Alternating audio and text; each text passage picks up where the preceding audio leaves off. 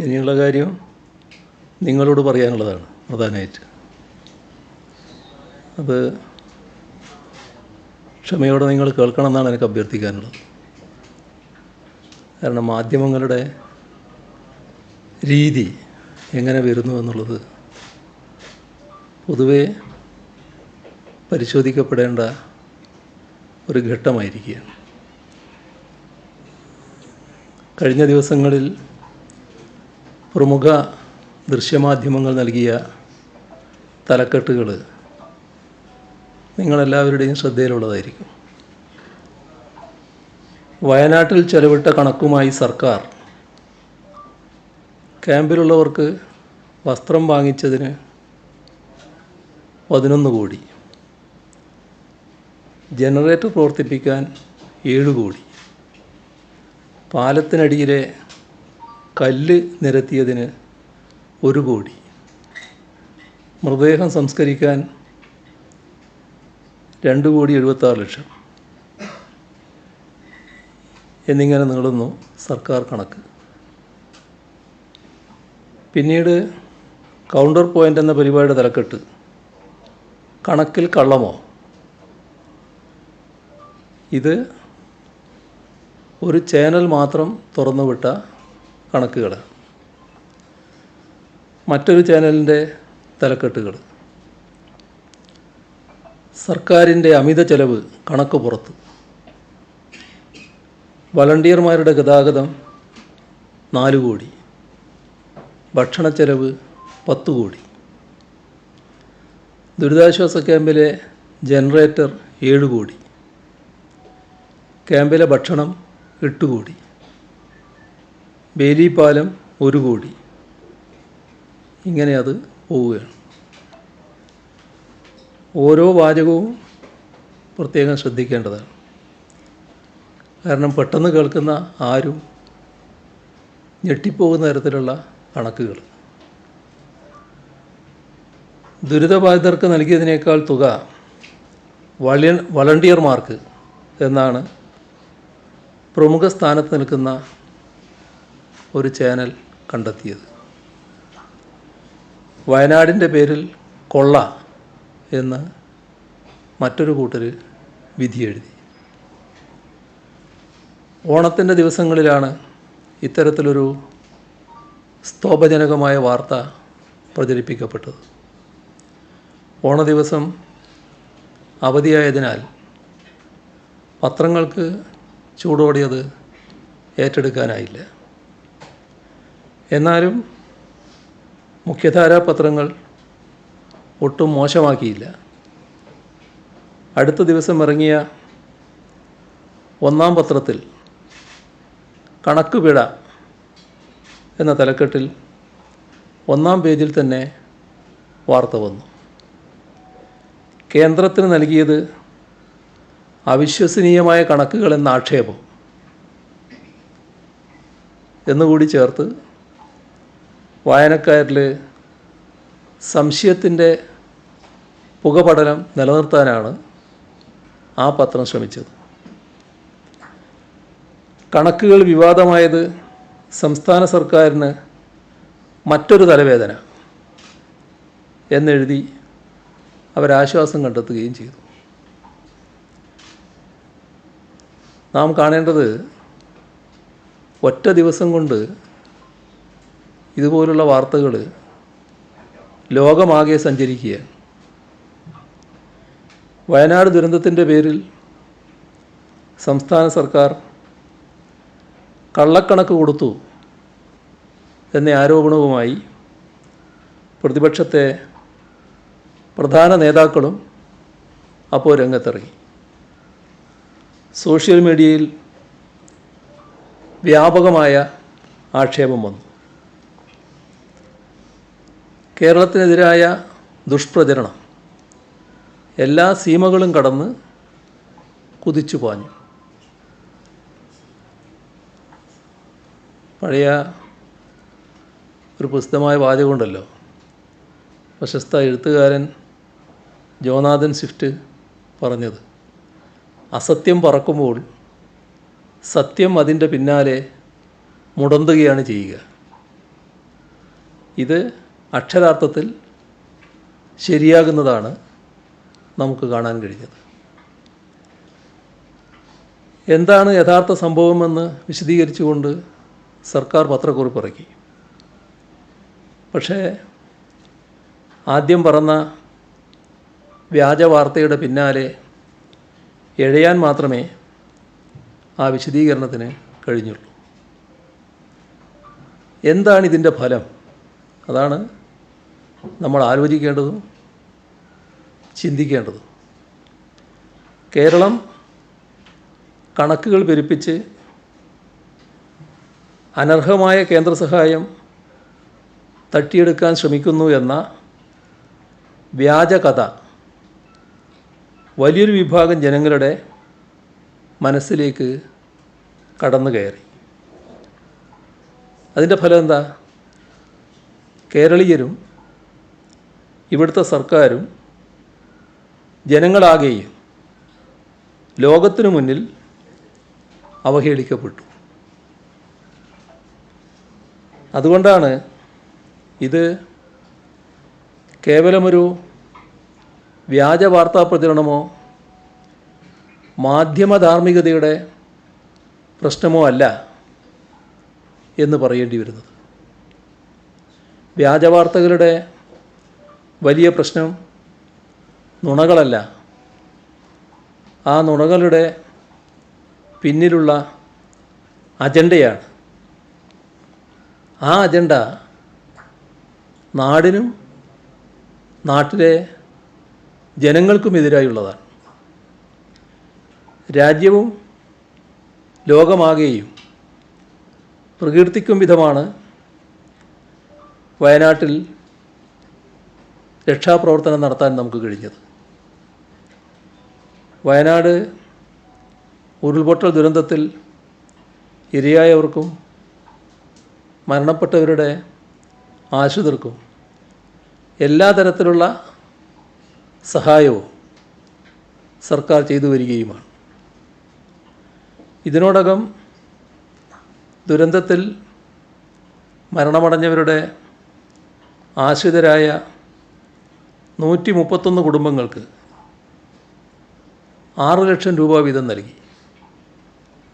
SDRFൽ നിന്ന് 4 ലക്ഷം, CMDRFൽ നിന്ന് 2 ലക്ഷം വീതമാണ് നൽകിയത്.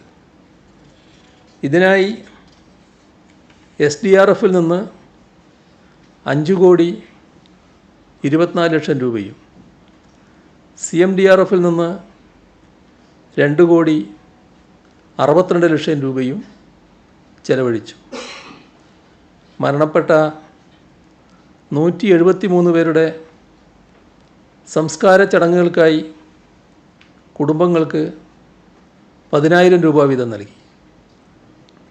ദുരന്തത്തിൽ ഗുരുതരമായി പരിക്കേറ്റ് ഒരാഴ്ചയിൽ കൂടുതൽ ആശുപത്രിവാസം ആവശ്യമായി വന്ന 26 പേർക്ക് 17,16,000 രൂപ സഹായമായി നൽകി.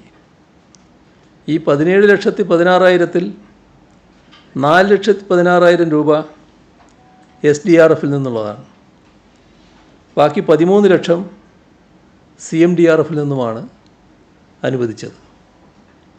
ദുരന്തത്തിൽ പരിക്കേറ്റ് ഒരാഴ്ചയിൽ താഴെ മാത്രം ആശുപത്രിയിൽ കഴിഞ്ഞ 8 പേർക്കായി SDRFൽ നിന്ന് 43,200 രൂപയും CMDRFൽ നിന്ന് 4 ലക്ഷം രൂപയും വീതം അനുവദിച്ചു.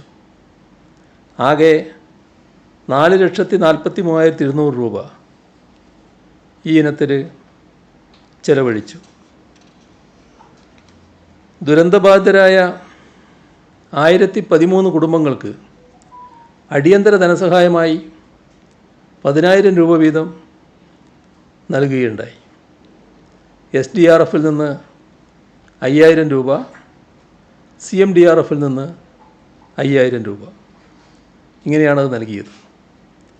1,01,30,000 രൂപ ഇതിനായി ചെലവഴിച്ചു. ദുരന്തബാധിത കുടുംബങ്ങളിലെ 1694 പേർക്ക് ഉപജീവന സഹായമായി ദിവസം 300 രൂപ വീതം നൽകി. 30 ദിവസത്തേക്ക് 1,52,46,000 രൂപ ഈ ഇനത്തിൽ നൽകിയിട്ടുണ്ട്. കിടപ്പ് രോഗികളായ 33 ഗുണഭോക്താക്കൾക്ക് മുഖ്യമന്ത്രി ദുരിതാശ്വാസ നിധിയിൽ നിന്ന് പ്രത്യേക ധനസഹായമായി 2,97,000 രൂപ നൽകി. 722 കുടുംബങ്ങൾക്ക് പ്രതിമാസ വാടക 6,000 രൂപ വീതം നൽകി. ആദ്യ മാസ വാടക ഇതുവരെ ഈ ഇനത്തിൽ 24,95,800 രൂപ ചെലവഴിച്ചു. വ്യത്യസ്ത ദിവസങ്ങളിൽ വാടക വീടുകളിലേക്ക് ആളുകൾ മാറിയിരുന്നു. അതുകൊണ്ട് ആദ്യ മാസത്തിൽ ദിവസം 200 രൂപ എന്ന കണക്കിനാണ് വാടക നൽകിയത്. 6,000 രൂപയാണ് മാസത്തിൽ വരികയെങ്കിലും ആദ്യത്തെ ആ മാസം മുഴുവനായിട്ടില്ലാത്തതുകൊണ്ട് ആ ദിവസം കണക്കാക്കി 200 രൂപ വീതമുള്ള വാടകയാണ് നൽകിയത്. 649 കുടുംബങ്ങൾക്ക് ഫർണിച്ചർ ഉൾപ്പെടെയുള്ള ബാക്ക് ടു ഹോം കിറ്റുകൾ നൽകി. ഇതുകൂടാതെ ദുരിതാശ്വാസ ക്യാമ്പിലെ 794 കുടുംബങ്ങളെ 28 ദിവസം കൊണ്ട് താൽക്കാലികമായി പുനരധിവസിപ്പിക്കാനും കഴിഞ്ഞു. ഉരുൾപൊട്ടലിൽ തകർന്ന മുണ്ടക്കൈ സർക്കാർ LP സ്കൂളും വെള്ളാർമല സർക്കാർ വൊക്കേഷണൽ ഹയർ സെക്കൻഡറി സ്കൂളും മേപ്പാടിയിൽ താൽക്കാലികമായി തുറന്നു. ദുരന്ത മേഖലയിലെ 607 വിദ്യാർത്ഥികളുടെ പഠനം പുനരാരംഭിച്ചു. ദുരന്തത്തിൻ്റെ 50-ാം ദിവസം തേയിലത്തോട്ടങ്ങളിൽ ജോലി പുനരാരംഭിച്ചു. 4 മന്ത്രിമാരടങ്ങുന്ന മന്ത്രിസഭാ ഉപസമിതി തുടക്കം മുതൽ ദുരന്ത മേഖല കേന്ദ്രീകരിച്ച് പ്രവർത്തിച്ചു. ഒരു മന്ത്രി മുഴുവൻ സമയവും 50-ാം ദിവസം വരെ അവിടെ മേൽനോട്ടം വഹിച്ചുണ്ടായി. ഒരു തരത്തിലുമുള്ള ആക്ഷേപങ്ങൾക്ക് ഇട നൽകാതെയാണ് ഈ പ്രവർത്തനങ്ങൾ നടന്നത്. അതിന് എല്ലാ ഭാഗത്തു നിന്നും സഹകരണവും പിന്തുണയും ലഭിക്കുകയുമുണ്ടായി. ആ പിന്തുണ എന്തോ ചെറിയൊരു അസ്വാരസ്യം ഉണ്ടാക്കിയെന്നാണ് സംശയിക്കുന്നത്. ആ പിന്തുണയും അതുപോലെ തന്നെ ലഭിച്ചുകൊണ്ടിരിക്കുന്ന സഹായവും ഇപ്പോൾ പിന്തുണ തകർക്കുക, സഹായം തടയുക, ഈ അജണ്ടയാണ് ഇപ്പോൾ പുറത്തു വന്ന വ്യാജ വാർത്തക്ക് പിന്നിൽ പ്രവർത്തിച്ചത് എന്ന് വേണം കരുതാൻ. ദുരിതാശ്വാസ നിധിയിലേക്ക് കൈയയച്ച് സാധാരണ ജനങ്ങൾ സംഭാവന നൽകുകയാണ്. ആ ജനങ്ങളെ അതിൽ നിന്ന് പിന്തിരിപ്പിക്കുക എന്നൊരു ദുഷ്ടലക്ഷ്യം ഇതിൻ്റെ ഭാഗമായുണ്ട്. ഒരു സംശയവുമില്ലാതെ പറഞ്ഞു വെക്കാനുള്ളത്, ഇതൊരു സാധാരണ മാധ്യമ പ്രവർത്തനമല്ല, വിശേഷിപ്പിക്കാവുന്നത് നശീകരണ മാധ്യമ പ്രവർത്തനമെന്ന് മാത്രമാണ്. ഈ നശീകരണ മാധ്യമ പ്രവർത്തനം സമൂഹത്തിനെതിരായ കുറ്റകൃത്യമാണ്. തങ്ങളുടെ വിശ്വാസ്യതർക്ക് മാത്രമല്ല, സമൂഹത്തിനെതിരായ കുറ്റകൃത്യമാണ് ചെയ്യുന്നത് എന്ന തിരിച്ചറിവ് ഇത്തരം ആളുകൾക്കുണ്ടാവണം. എല്ലാ മാധ്യമങ്ങളും ഒരേപോലെ ഇക്കൂട്ടത്തിലുണ്ട് എന്ന് പറയുന്നില്ല. ചിലവ തെറ്റായ വാർത്ത കൊടുത്തു എന്ന് മനസ്സിലാക്കി തിരുത്തിയിട്ടുണ്ട്. അത്രത്തോളം നല്ലത് തന്നെ. ഇവിടെ മാധ്യമങ്ങൾ പൊതുവെ വിവാദ നിർമ്മാണശാലകളായി മാറിയതാണ് കണ്ടത്. യാഥാർത്ഥ്യം വസ്തുനിഷ്ഠമായി സമൂഹത്തിലെത്തിച്ച് ജനാധിപത്യത്തെ ശക്തമാക്കുക, ഇതാണ് മാധ്യമങ്ങൾ ചെയ്യേണ്ട ധർമ്മം. എന്നാൽ ആ ഉത്തരവാദിത്വം വിസ്മരിച്ചുകൊണ്ടാണ് പല മാധ്യമങ്ങളും പ്രവർത്തിച്ചത്.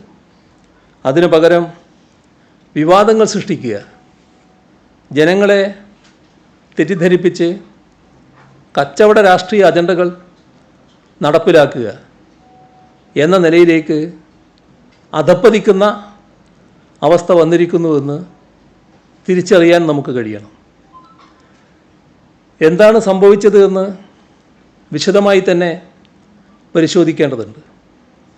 കേരളത്തിൻ്റെ ചരിത്രത്തിൽ താരതമ്യമില്ലാത്ത ദുരന്തമാണ് മേപ്പാടിയിലുണ്ടായത്. ദുരന്ത നിവാരണത്തിന് അടിയന്തര ധനസഹായം അനുവദിക്കുന്നതിനായി കേന്ദ്ര സർക്കാരിന് സംസ്ഥാനം മെമ്മോറാണ്ടം സമർപ്പിച്ചു. ആ മെമ്മോറാണ്ടത്തിലെ കണക്കുകൾ ചെലവിൻ്റെ കണക്കായി വ്യാഖ്യാനിച്ചാണ് വ്യാജ വാർത്ത ഉണ്ടാക്കിയത്. ഏത് വിധേനയും സംസ്ഥാന സർക്കാരിനെ അപകീർത്തിപ്പെടുത്തുക എന്ന ലക്ഷ്യം നേടുന്ന ത്വരയിൽ ദുരന്തത്തിൻ്റെ ഇരകളായ മനുഷ്യരെയാണ് ദ്രോഹിച്ചിരിക്കുന്നത് എന്ന് മനസ്സിലാക്കാനാവണം. ദുരന്ത നിവാരണ സംവിധാനങ്ങളുടെയും ദുരിതാശ്വാസ നിധികളുടെയും വിശ്വാസ്യത തകർക്കുന്നതിനായി നടത്തുന്ന വ്യാജ പ്രചരണങ്ങൾ വലിയ പ്രത്യാഘാതങ്ങളാണ് സമൂഹത്തിലുണ്ടാക്കുക. ഒരു വാർത്ത ആർക്കെതിരെയാണോ റിപ്പോർട്ട് ചെയ്യുന്നത് അതിനു മുൻപ് അവരോട്, ബന്ധപ്പെട്ടവരോട് അതിൻ്റെ വിശദാംശങ്ങൾ അന്വേഷിക്കുക എന്ന അടിസ്ഥാന മാധ്യമധർമ്മം പാലിക്കാതെയാണ് ഇത്രയും പ്രധാനപ്പെട്ട ഒരു വിഷയത്തിലുള്ള വാർത്ത പ്രക്ഷേപണം ചെയ്തത്. ബഹുമാനപ്പെട്ട ഹൈക്കോടതി മുൻപാകെയുള്ള മെമ്മോറാണ്ടത്തിലെ ഹൈക്കോടതി മുൻപാകെ സമർപ്പിച്ചതാണത്. ആ മെമ്മോറാണ്ടത്തിലെ വസ്തുതകൾ സ്വയം മനസ്സിലാക്കാൻ കഴിയാത്തവരുണ്ടാകാം. അങ്ങനെയുള്ളവരുണ്ടെങ്കിൽ അതിനാവശ്യമായ വൈദഗ്ധ്യമുള്ളവരോട് ചോദിച്ച് തിരിച്ചറിയാനുള്ള സത്യസന്ധത കാണിക്കണ്ടേ? ആ സത്യസന്ധത ഇവിടെ കാണിക്കാൻ തയ്യാറായില്ല എന്നതാണ് നാം കാണേണ്ടത്. കേന്ദ്ര സർക്കാർ പുറപ്പെടുവിച്ച മാനദണ്ഡങ്ങൾ കൃത്യമായി പാലിച്ചുകൊണ്ട് തയ്യാറാക്കിയ മെമ്മോറാണ്ടമാണ് കേരളം നൽകിയത്. അതിനെ ദുർവ്യാഖ്യാനം ചെയ്ത് ധൂർത്തും അഴിമതിയുമാണെന്ന് ജനങ്ങളെ തെറ്റിദ്ധരിപ്പിച്ച് സർക്കാരിനെതിരെ തിരിക്കാനാണ് വ്യാജ വാർത്തക്കാർ ആഗ്രഹിച്ചത്. ഒരു കുടുംബത്തിൻ്റെ വരവ് ചെലവ് കണക്കുകൾ തയ്യാറാക്കുന്നത്ര ലളിത യുക്തിയിലാണ് ഒരു മഹാദുരന്തത്തിൻ്റെ മെമ്മോറാണ്ടത്തെ അവലോകനം ചെയ്തത്. സംസ്ഥാന ദുരന്ത പ്രതികരണ നിധിയുടെ മാനദണ്ഡങ്ങൾക്കനുസൃതമായി മാത്രമേ മെമ്മോറാണ്ടം വഴി ധനസഹായം ചോദിക്കാൻ സാധിക്കൂ. അത് അറിയാത്തവരല്ല കേരളത്തിലെ മാധ്യമങ്ങൾ.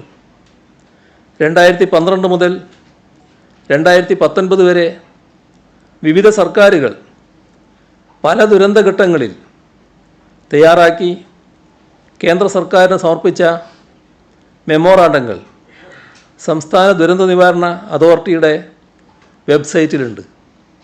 അത് ഒറ്റ ക്ലിക്ക് അകലെ എല്ലാവർക്കും ലഭ്യവുമാണ്. 2012 മുതൽ 2016 വരെയുള്ള UDF സർക്കാരുകളുടെ കാലത്ത് സമർപ്പിച്ച മെമ്മോറാണ്ടങ്ങൾ ധൂർത്തായോ പെരുപ്പിച്ച കണക്കായോ ഇന്ന് വരെ ആരെങ്കിലും പറയുന്നത് കേട്ടിട്ടുണ്ടോ?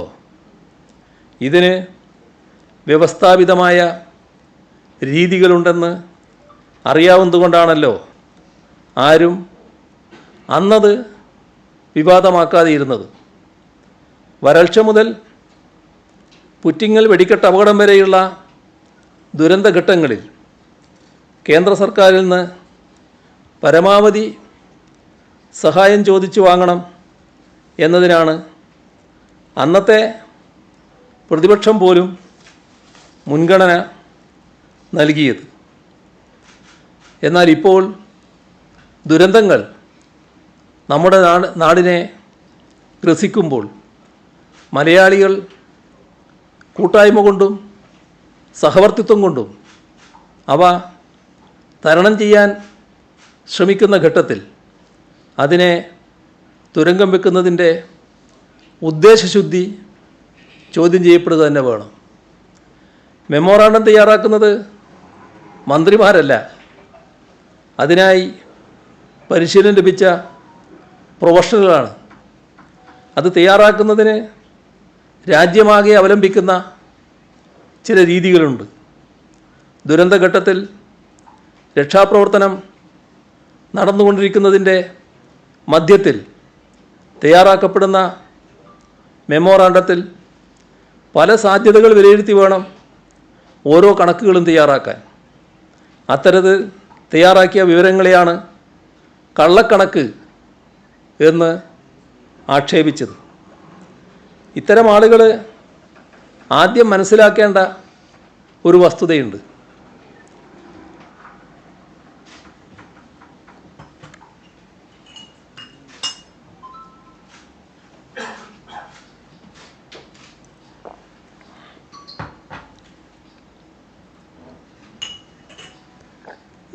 SDRFൻ്റെ വളരെ ഇടുങ്ങിയ മാനദണ്ഡങ്ങളാണ്.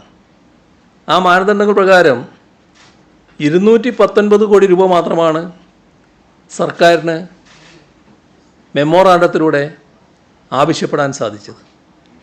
എന്നാൽ മെമ്മോറാണ്ടം തയ്യാറാക്കുന്ന ഘട്ടത്തിൽ തന്നെ യഥാർത്ഥ നഷ്ടം 1200 കോടി രൂപയിലധികമാണെന്ന് കണക്കാക്കിയിരുന്നു. ഇത് മാത്രമല്ല, ആ ദുരന്ത മേഖലയെ പുനർനിർമ്മിക്കണം. അങ്ങനെ പുനർനിർമ്മിക്കാൻ 2200 കോടിയെങ്കിലും വേണ്ടിവരുമെന്നാണ് വിദഗ്ധരുടെ അഭിപ്രായം. അപ്പോഴാണ് 219 കോടി രൂപ മാനദണ്ഡപ്രകാരം സഹായമായി ചോദിച്ചതിനുള്ള വ്യാജ പ്രചരണം വരുന്നത്. കണക്ക് പെരുപ്പിച്ച് കാണിച്ചുവെന്ന് പറയുന്നവർക്ക് ഓരോന്നായി വസ്തുതകൾ പരിശോധിക്കാവുന്നതായിരുന്നല്ലോ. അതിന് SDRF മാനദണ്ഡങ്ങൾ എന്തൊക്കെ എന്ന കാര്യത്തിലും മെമ്മോറാണ്ടം തയ്യാറാക്കുന്നത് എങ്ങനെയെന്നതിലും പ്രാഥമിക ധാരണയുണ്ടായിരിക്കണം. ദേശീയ ദുരന്ത പ്രതികരണ നിധിയിൽ നിന്ന് ധനകാര്യ കമ്മീഷൻ നിശ്ചയിക്കുന്ന പ്രകാരം എല്ലാ സംസ്ഥാനങ്ങൾക്കും ഓരോ വർഷവും പണം നീക്കിവെക്കുന്നുണ്ട്. അതിനോടൊപ്പം സംസ്ഥാന വിഹിതം കൂടി ചേർത്താണ് സംസ്ഥാന ദുരന്ത പ്രതികരണ നിധി. ഇത് മറ്റ് പദ്ധതി വിഹിതങ്ങളെപ്പോലെയല്ല, ഉപയോഗിച്ചില്ലെങ്കിൽ ലാപ്സായി പോകില്ല, അടുത്ത വർഷങ്ങളിൽ ഉപയോഗിക്കാം. പക്ഷേ ഒരു പ്രത്യേകതയുണ്ട്. മാനദണ്ഡങ്ങൾക്ക് വിരുദ്ധമായി 1 രൂപ പോലും ചെലവഴിക്കാൻ സാധിക്കുകയില്ല. ഈ ഫണ്ടിൻ്റെ നിയന്ത്രണം പൂർണ്ണമായും സംസ്ഥാന ചീഫ് സെക്രട്ടറിയുടെ നേതൃത്വത്തിലുള്ള മുതിർന്ന 5 സെക്രട്ടറിമാരടങ്ങുന്ന സംസ്ഥാന എക്സിക്യൂട്ടീവ് കമ്മിറ്റിക്കാണ്. വാർഷികമായി ലഭിക്കുന്ന തുകയ്ക്ക് പുറമെ വലിയ ദുരന്തങ്ങളുണ്ടാകുമ്പോൾ അധിക ധനസഹായം ദേശീയ ദുരന്ത പ്രതികരണ നിധിയിൽ നിന്ന് ലഭ്യമാക്കാനാണ് നിർദ്ദിഷ്ട ഫോർമാറ്റിൽ മെമ്മോറാണ്ടം കേന്ദ്ര സർക്കാരിന് സമർപ്പിക്കേണ്ടത്. ഇത് ഉന്നതതല സംഘം പരിശോധിച്ച് വിലയിരുത്തിയാണ് അധിക സഹായം ലഭ്യമാക്കുക. ഓഗസ്റ്റ് 9 തന്നെ കേരളത്തിലെത്തിയ കേന്ദ്ര സംഘവുമായി കൂടിയാലോചനകൾ നടത്തുകയും അവരെ ദുരന്തത്തിൻ്റെ ആഘാതം ബോധ്യപ്പെടുത്തുകയും ചെയ്തിട്ടുണ്ട്. അവരുടെ നിർദ്ദേശം കൂടി പരിഗണിച്ചാണ് ഓഗസ്റ്റ് 17 കേരളം മെമ്മോറാണ്ടം തയ്യാറാക്കി സമർപ്പിച്ചത്. ഓഗസ്റ്റ് 14 വരെ ലഭ്യമായ കണക്കുകളാണ് പ്രസ്തുത മെമ്മോറാണ്ടം തയ്യാറാക്കാൻ സംസ്ഥാന ദുരന്ത നിവാരണ അതോറിറ്റി ആശ്രയിച്ചത്. SDRF ചെലവഴിക്കാൻ കേന്ദ്ര സർക്കാർ പുറപ്പെടുവിച്ച മാനദണ്ഡങ്ങളുണ്ട്. ഇത് രണ്ട് തരത്തിലാണ് ചെലവഴിക്കാനാവുക. ഒന്ന്, മുൻകൂട്ടി നിശ്ചയിക്കപ്പെട്ട യൂണിറ്റ് കോസ്റ്റ് വെച്ചുകൊണ്ട്.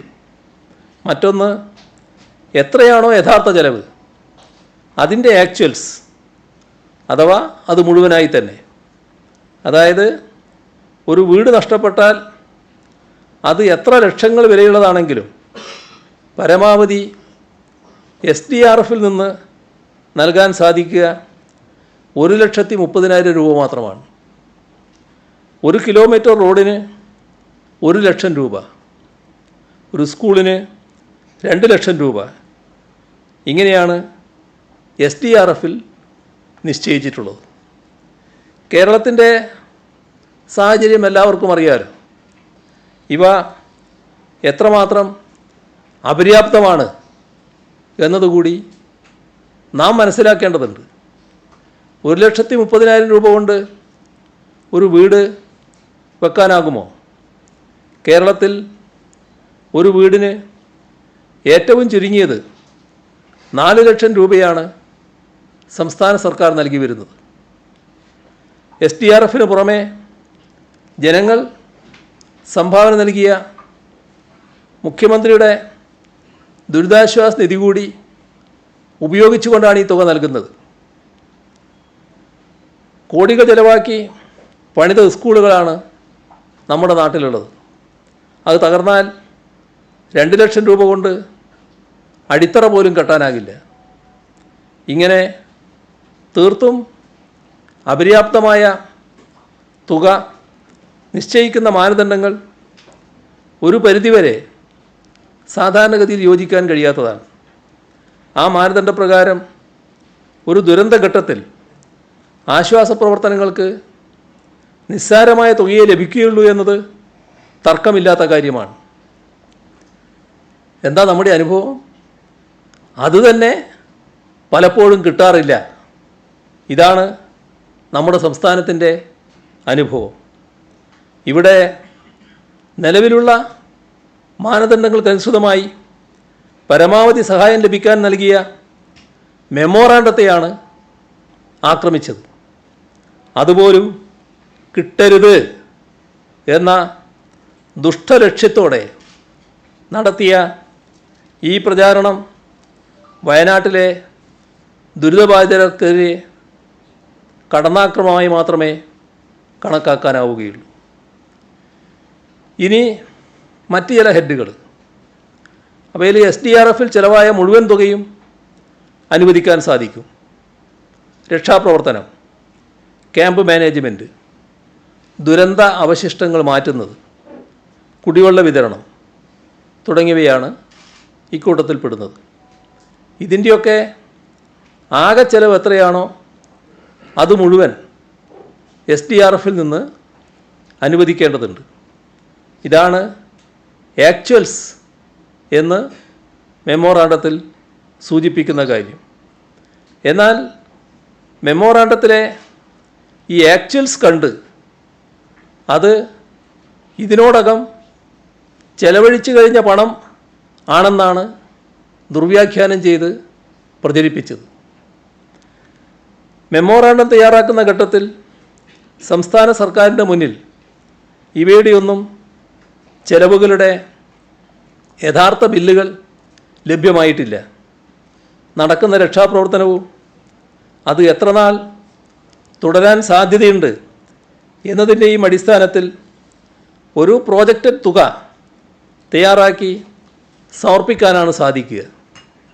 അത് ചിലപ്പോൾ കൂടുതലോ കുറവോ ആകാം.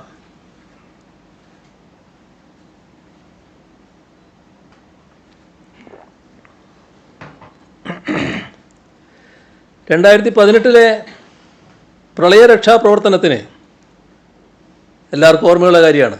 102 കോടി രൂപയുടെ ബില്ല് വ്യോമസേന കേരളത്തിന് അയച്ചു. എപ്പോഴാണ് അയച്ചത്? 2019 ഫെബ്രുവരിയിൽ. അത് SDRF നിന്ന് കൊടുക്കാൻ സംസ്ഥാനം ബാധ്യസ്ഥമാണ്. 2018 നൽകിയ അരിയുടെ വില 205,81 ലക്ഷം രൂപ. ഈടാക്കാൻ കത്ത് നൽകിയതും 2019 അതും SDRF നിന്ന് കൊടുക്കാൻ സംസ്ഥാനം ബാധ്യസ്ഥമാണ്. അതുപോലെ മേപ്പാടിയിലെ രക്ഷാപ്രവർത്തനവുമായി ബന്ധപ്പെട്ട് കേന്ദ്ര സേനകൾക്കുണ്ടായ ചെലവുകൾ, അവരുപയോഗിച്ച അത്യാധുനിക ഉപകരണങ്ങൾക്കും സംവിധാനങ്ങൾക്കും ഉൾപ്പെടെയുള്ള ചെലവുകൾ, ഇവയെല്ലാം ബില്ലുകളായി പിന്നീടാണ് വരിക. അപ്പോൾ അത് കൊടുക്കാൻ SDRFൽ പണം വേണം. അത് മുൻകൂട്ടി കണ്ടുകൊണ്ടാണ് മെമ്മോറാണ്ടം ഉണ്ടാക്കുക. ഇതൊന്നും മനക്കണക്ക് വെച്ച് ചെയ്യുന്നതല്ല. അതിനവലംബിക്കേണ്ട ശാസ്ത്രീയ രീതികളുണ്ട്. വിവിധ സാഹചര്യങ്ങൾ സിമുലേറ്റ് ചെയ്ത് വേണം അതിൻ്റെ പരമാവധിയിലേക്ക് എത്തിപ്പെടാൻ. അവ യഥാർത്ഥത്തിൽ കൂടുതലാവുകയാണെങ്കിൽ അത് കേന്ദ്ര സംഘം പരിശോധിച്ച് കുറക്കും. എന്നാൽ ദുരന്തഘട്ടത്തിൽ രക്ഷാപ്രവർത്തനം അത്രയൊക്കെ മതി എന്നൊരു നിലപാട് സർക്കാരിന് സ്വീകരിക്കാൻ സാധിക്കില്ല. അതുകൊണ്ട് തന്നെ മെമ്മോറാണ്ടത്തിൽ ഒരിടത്തും പെരുപ്പിച്ച് കാട്ടിയ കണക്കുകളല്ല, സംസ്ഥാനത്തിന് പരമാവധി സഹായം ലഭിക്കാൻ തയ്യാറാക്കിയതാണ്. SDRFലെ അനുവദനീയമായ ഓരോ ഹെഡുകളിലും നമ്മൾ ചെലവ് പ്രതീക്ഷിക്കുന്ന തുകയാണ് കണക്കാക്കിയിരിക്കുന്നത്. ഇത് കണക്കാക്കാനാണ് നിയതമായ രീതികളും മാനദണ്ഡങ്ങളുമുള്ളത്. ഉദാഹരണത്തിന് മൃതദേഹങ്ങൾ സംസ്കരിക്കാൻ വേണ്ട ചെലവ്, ഇത് കണക്കാക്കുമ്പോൾ അതിനാവശ്യമായ ഭൂമി വാങ്ങൽ, ആ ഭൂമി ഇതിനായി തയ്യാറാക്കൽ, അവിടെ കുഴികളെടുക്കാൻ ആവശ്യമായ യന്ത്രങ്ങളും സാമഗ്രികളും മനുഷ്യവിഭവവും ലഭ്യമാക്കൽ, ഓട്ടോപ്സി നടപടികൾക്ക് ആവശ്യമായ സംവിധാനങ്ങൾ സജ്ജീകരിക്കൽ, മൃതദേഹങ്ങൾ തിരിച്ചറിയുന്ന ഘട്ടത്തിൽ അവ മാർക്ക് ചെയ്യാൻ വേണ്ട സൗകര്യങ്ങളൊരുക്കൽ, ഇവ ട്രാൻസ്പോർട്ട് ചെയ്യൽ, ഇങ്ങനെയുള്ള ഘടകങ്ങളാകെ വിലയിരുത്തിക്കൊണ്ട് വേണം ചെലവ് കണക്കാക്കാൻ. വയനാട്ടിലെ കാര്യമാണെങ്കിൽ മെമ്മോറാണ്ടം തയ്യാറാക്കുന്ന ഘട്ടത്തിൽ 128 പേരെ ഇനിയും കണ്ടെത്താനുണ്ടെന്നുള്ള കാര്യം കൂടി മുൻകൂട്ടി കാണണം. അവ ശരീരഭാഗങ്ങളായാണ് ലഭിക്കുന്നത് എങ്കിലും അവയെ ഓരോന്നിനെയും ഓരോ മൃതദേഹമായി തന്നെ കണ്ട് സംസ്കരിക്കണമെന്നതാണ് സംസ്ഥാന സർക്കാർ സ്വീകരിച്ച നയം. അപ്പോൾ അതിനുകൂടിയുള്ള ചെലവുകൾ പ്രതീക്ഷിക്കണം. അധിക ഭൂമി ആവശ്യമെങ്കിൽ വില കൊടുത്ത് വാങ്ങേണ്ടി വരും. അതിനെല്ലാം പ്രതീക്ഷിക്കുന്ന ചെലവാണ് മെമ്മോറാണ്ടത്തിൽ രേഖപ്പെടുത്തുന്നത്. യഥാർത്ഥത്തിൽ ചിലപ്പോൾ ഇതിനായി മനുഷ്യാധ്വാനവും സൗജന്യമായി കേരളത്തിലെ നല്ലവരായ മനുഷ്യർ പലയിടങ്ങളിൽ ലഭ്യമാക്കിയേക്കാം. എന്നാൽ അത് വെച്ച് മാത്രം സർക്കാർ കണക്ക് തയ്യാറാക്കാൻ പറ്റില്ല. കേന്ദ്ര സർക്കാർ ഇതിനൊന്നും നമുക്ക് പണം തരേണ്ടതില്ല എന്ന നിലപാട് എടുക്കാനും പറ്റില്ല. നമുക്ക് ഇനിയും നിറവേറ്റാൻ ഒട്ടേറെ ആവശ്യങ്ങളുണ്ട്. മാനദണ്ഡങ്ങളനുസരിച്ച് പണം ചെലവഴിക്കേണ്ടതുമുണ്ട്. ഇത്തരത്തിലാണ് ഓരോ കണക്കുകളും തയ്യാറാക്കിയത്. വേറൊരു ആക്ഷേപമുയർത്തിയത് സന്നദ്ധ പ്രവർത്തകരുടെ പേരിൽ കോടികൾ, ഇതായിരുന്നു മറ്റൊരാക്ഷേപം. മെമ്മോറാണ്ടത്തിലെ വോളണ്ടിയേഴ്സ് ആൻഡ് ട്രൂപ്സ് എന്നതിലെ സേനകളെന്ന ഭാഗം സൗകര്യപൂർവ്വം ഒഴിവാക്കി ആ കണക്കുകൾ അവതരിപ്പിക്കുകയാണ് ഈ മാധ്യമങ്ങൾ ചെയ്തത്. രാജ്യത്തിൻ്റെ വിവിധ കോണുകളിൽ നിന്ന് കേരളത്തിൽ കേന്ദ്രസേനകൾ എത്തിയിട്ടുണ്ട്. ആ കേരളത്തിലേക്ക് എത്തിച്ച കേന്ദ്രസേനകളെ ട്രാൻസ്പോർട്ട് ചെയ്യാനും അവർക്ക് താമസമൊരുക്കാനും ഒന്നും ചിലവാകില്ല എന്നാണോ? വിമാനക്കൂലി മുതൽ ഇവരെയും ഉപകരണങ്ങളെയും കണ്ണൂരിലെയും കരിപ്പൂരിലെയും എയർപോർട്ടിൽ നിന്നും ദുരന്ത സ്ഥലത്ത് എത്തിക്കാനും അതുപോലെ ഇവരെയൊക്കെ തിരിച്ചയക്കാനുമുള്ള ചെലവുകൾ കാണണ്ടേ? കേരളത്തിലെ വിവിധ പ്രദേശങ്ങളിൽ നിന്ന് പോലീസും ഫയർഫോഴ്സും ആരോഗ്യ പ്രവർത്തകരും ഇവിടെ എത്തിയില്ലേ? അവരുടെ താമസവും ഭക്ഷണവും യാത്രാ ചെലവും കാണിക്കണ്ടേ? സന്നദ്ധ പ്രവർത്തകരുടെ കൂട്ടത്തിൽ കേരളത്തിലെ വിവിധ ഇടങ്ങളിൽ നിന്ന് സർക്കാർ കൊണ്ടുവന്ന പരിശീലനം കിട്ടിയ ആപ്തമിത്ര സിവിൽ ഡിഫൻസ് വളണ്ടിയർമാരുണ്ടല്ലോ. ഇതെല്ലാം കണക്കിലെടുക്കണ്ടേ? 90 ദിവസം വരെ തെരച്ചിൽ തുടരുകയാണെങ്കിൽ നൂറുകണക്കിന് വരുന്ന ഈ സന്നദ്ധ പ്രവർത്തകരും രക്ഷാസേനകൾക്കും വേണ്ടി പ്രതീക്ഷിക്കേണ്ട ചെലവുകൾ കേന്ദ്ര സർക്കാരിനോട് ചോദിച്ചു വാങ്ങണ്ടേ?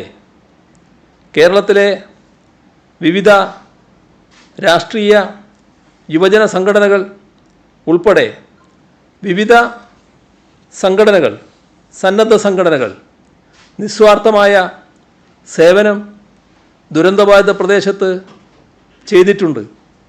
അവരാരും തന്നെ അതിൽ പണം ആവശ്യപ്പെട്ടിട്ടുമില്ല.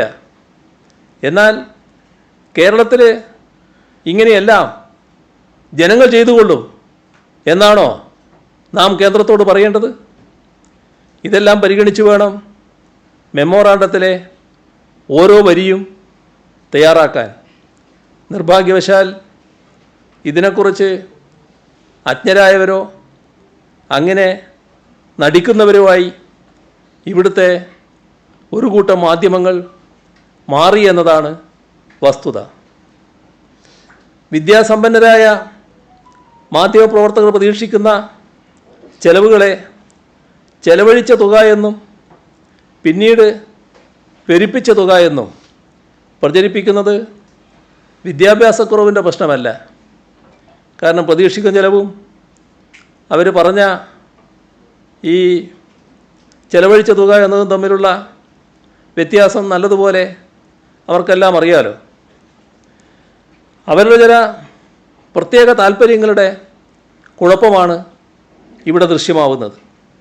ഇത്തരം വ്യാജ പ്രചരണങ്ങൾക്കെതിരെ നിയമ നടപടികൾ സ്വീകരിക്കാൻ സർക്കാർ നിർബന്ധിതമാവുകയാണ്.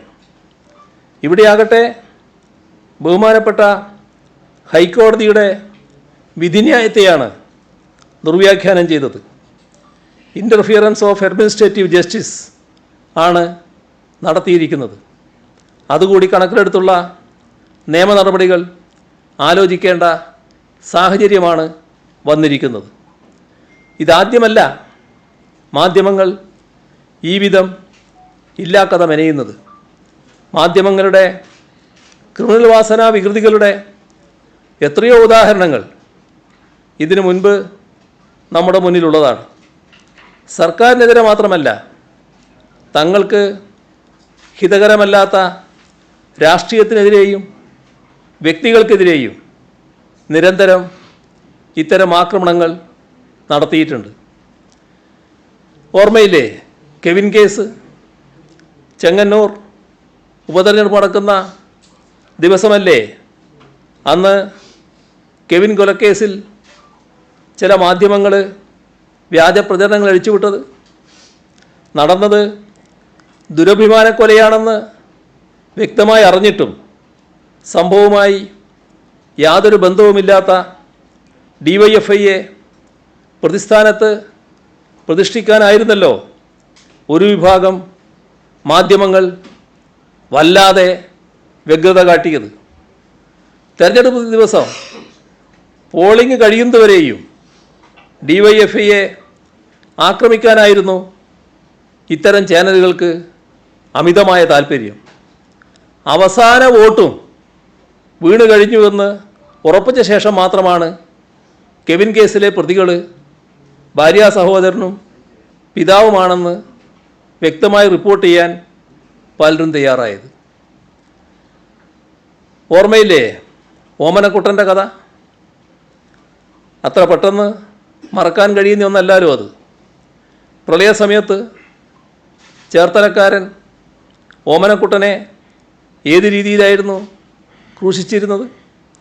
ആലപ്പുഴ ജില്ലയിലെ ദുരിതാശ്വാസ ക്യാമ്പിലേക്ക് അവശ്യ സാധനങ്ങളുമായി വന്ന ഓട്ടോക്ക് വണ്ടിക്കൂലി കൊടുക്കാൻ പണമില്ല.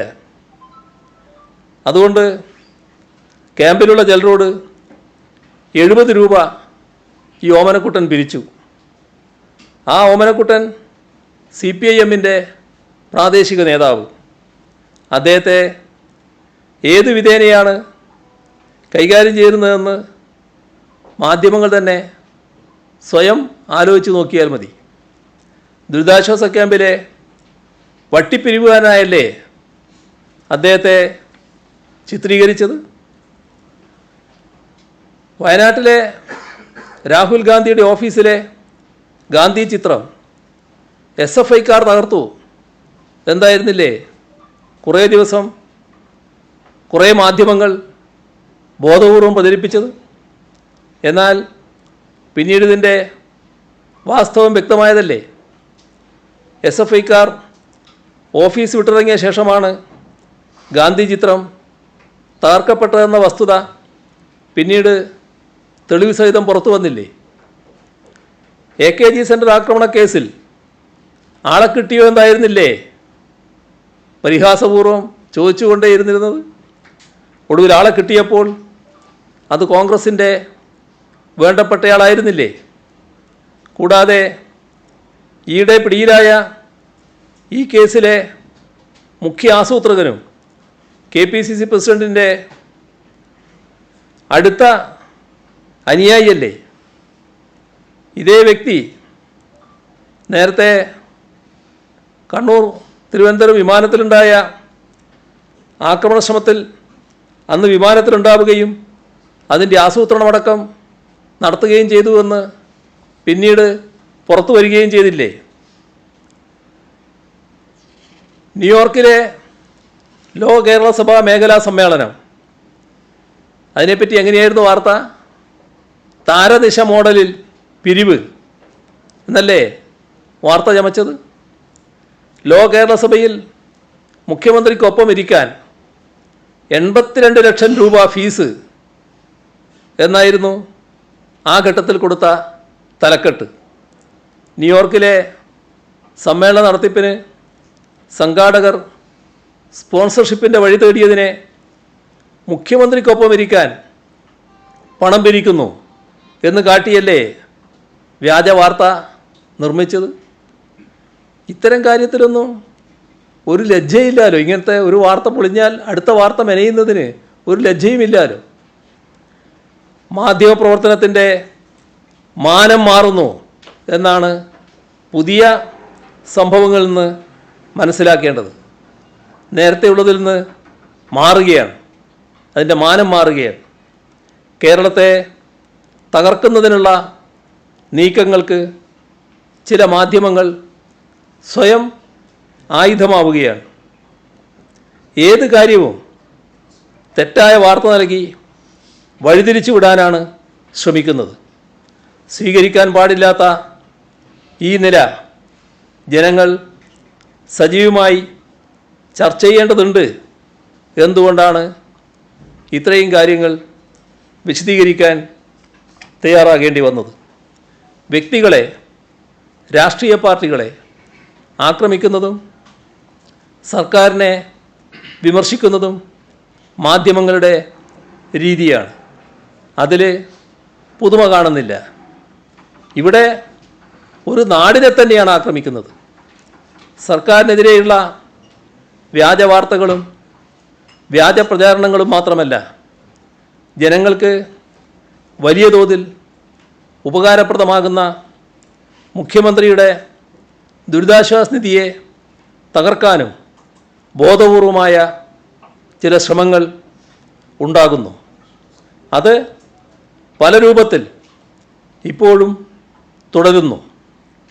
എന്നാൽ ഇവരാലോചിക്കുന്നില്ല ഈ വ്യാജ പ്രചരണങ്ങൾ എത്ര പാവപ്പെട്ട മനുഷ്യരെയാണ് ബാധിക്കുന്നത് എന്ന്. മുഖ്യമന്ത്രിയുടെ ദുരിതാശ്വാസ നിധി ഇല്ലാതായാൽ ആയിരക്കണക്കിന് മനുഷ്യർക്കാണ് ചികിത്സാ സഹായം ലഭ്യമാകാതെ പോവുക.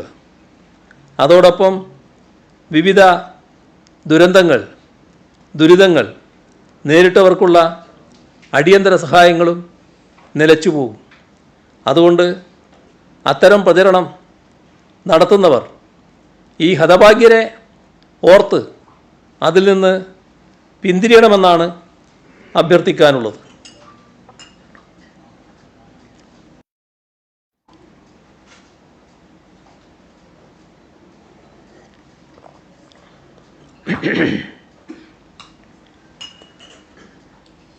ഈ സർക്കാർ ഇപ്പോഴത്തെ അധികാരത്തിൽ വന്നതിന് ശേഷം ഇതുവരെ 2135 കോടി രൂപയുടെ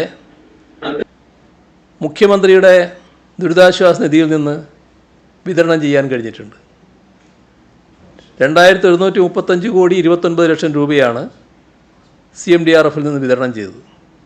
അതിൽ ചികിത്സാ സഹായമായി മാത്രം നൽകിയത് 685 കോടി 62 ലക്ഷം രൂപയാണ്. ആയിരക്കണക്കിന് പേർക്കാണ് സഹായം ലഭ്യമായത്. ഇതുകൂടാതെ പ്രളയബാധിതർക്ക് മുഖ്യമന്ത്രിയുടെ ദുരിതാശ്വാസ നിധിയിൽ നിന്ന് ഈ സർക്കാർ വന്ന ശേഷം 856 കോടി 95 ലക്ഷം രൂപ വിതരണം ചെയ്തിട്ടുണ്ട്. കോവിഡ് സമയത്ത് ദുരിതമനുഭവിച്ചവർക്ക് 380 കോടി 95 ലക്ഷം രൂപയാണ് മുഖ്യമന്ത്രി ദുരിതാശ്വാസ നിധിയിൽ നിന്ന് ഈ കാലയളവിൽ നൽകിയത്. ഇത് ഈ കാലം കഴിഞ്ഞ സർക്കാരിൻ്റെ കാലം. അത് കൃത്യമായി പറഞ്ഞാൽ 25/5/2016 മുതൽ 20/5/2021 വരെ 5715 കോടി 92 ലക്ഷം രൂപയാണ് മുഖ്യമന്ത്രിയുടെ ദുരിതാശ്വാസ നിധിയിൽ നിന്ന് വിതരണം ചെയ്തത്.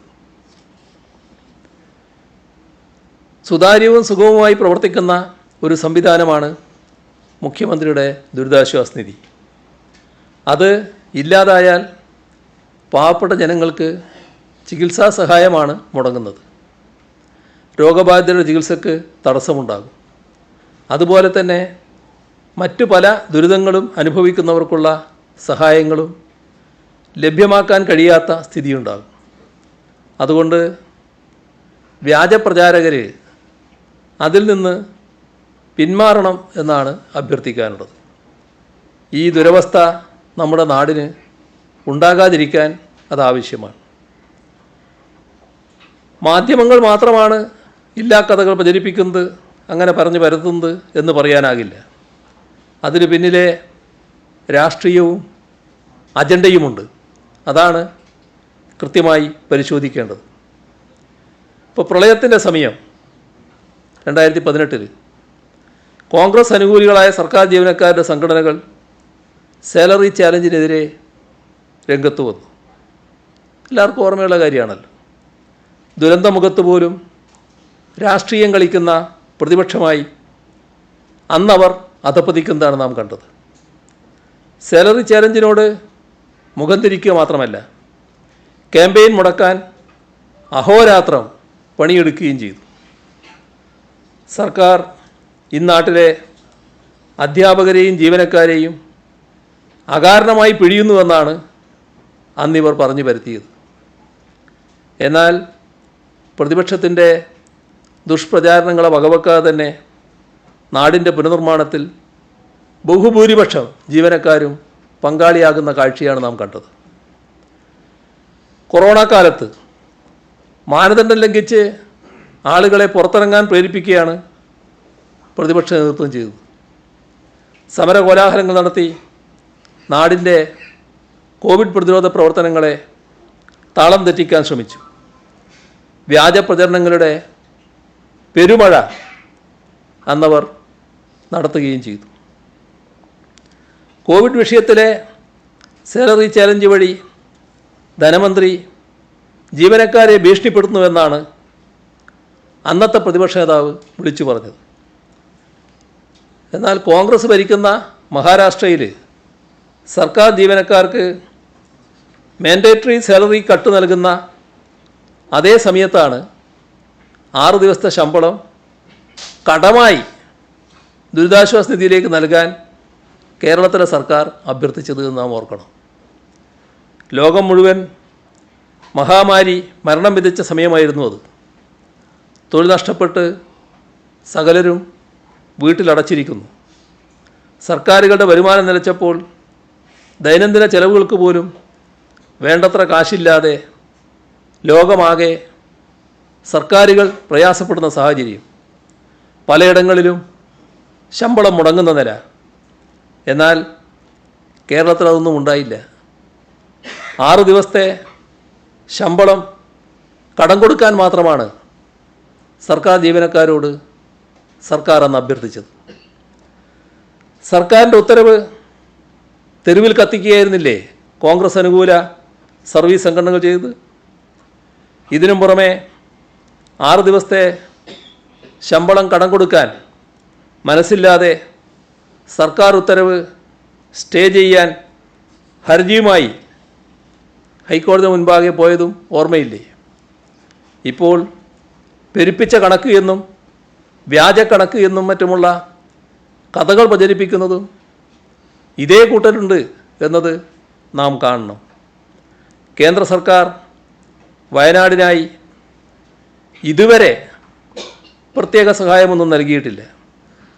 സംസ്ഥാനം നൽകിയ മെമ്മോറാണ്ടത്തിലെ എസ്റ്റിമേറ്റിനെ ചെലവാക്കിയ തുകയായി ദുർവ്യാഖ്യാനം ചെയ്ത നുണക്കഥകൾ പ്രചരിപ്പിക്കുന്നതിൽ കേന്ദ്ര ഭരണകക്ഷിയായ BJPയുടെ പ്രധാന നേതാക്കളും ഉണ്ട് എന്നത് നാം കാണുകയാണ്. ആ പരിഹാസ്യ സമീപനം നമ്മുടെ മാധ്യമങ്ങൾക്ക് വാർത്തയേയല്ല, അത് കാണുന്നുമില്ല, കേൾക്കുന്നുമില്ല. മറ്റ് പല സംസ്ഥാനങ്ങൾക്കും പ്രകൃതി ദുരന്തമുണ്ടായപ്പോൾ പെട്ടെന്ന് തന്നെ സഹായം പ്രഖ്യാപിക്കുന്ന വാർത്തകൾ നമ്മുടെ മാധ്യമങ്ങൾ തന്നെ ഇവിടെ റിപ്പോർട്ട് ചെയ്തിട്ടുണ്ട്. കേരളത്തിന് അർഹമായ സഹായം എത്രയും വേഗം ലഭ്യമാക്കാനുള്ള ഇടപെടലാണ് നാടിനെയും ജനങ്ങളെയും സ്നേഹിക്കുന്ന എല്ലാവരിൽ നിന്നും പ്രതീക്ഷിക്കുക.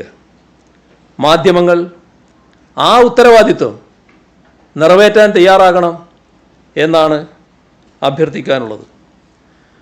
മുഖ്യധാരാ മാധ്യമങ്ങൾക്കുള്ള ഇടതുപക്ഷ വിരുദ്ധതയുടെ ആഴവും പരപ്പും എന്തെന്ന് കാട്ടിത്തരുന്ന കൃത്യമായ ഉദാഹരണമാണ് വയനാട് ദുരിതാശ്വാസത്തിൻ്റെ പേരിൽ കൊള്ള എന്ന ഏറ്റവും പുതിയ അസത്യപ്രചാരണം. ഒരു പകൽ മുഴുവൻ തങ്ങളാൽ കഴിയും വിധം നുണ പ്രചരിപ്പിച്ച ശേഷം തെറ്റുപറ്റിപ്പോയെന്ന ചിലരുടെ പരിവേദനങ്ങളും പിന്നീട് കേൾക്കുകയുണ്ടായി. തെറ്റിദ്ധരിപ്പിച്ച് വാർത്ത നൽകിയതിന് ശേഷം ആദ്യം തിരുത്തു കൊടുത്തത് തങ്ങളാണെന്ന് വരെ മേനി നടിക്കുന്ന അവസ്ഥയിലേക്ക് നമ്മുടെ മാധ്യമലോകം എത്തുന്ന സ്ഥിതിയിലാണ് ഉള്ളത് എന്ന് നാം കാണണം. മത്സരമുണ്ട്, ചാനലുകളുടെ മത്സരമുണ്ട്. ആ കിടമത്സരത്തിൽ വ്യാജ വാർത്തകളുടെയും അജണ്ട വെച്ചുള്ള അസത്യപ്രചരണങ്ങളുടെയും കുത്തൊഴുക്കാണ് നടക്കുന്നത്.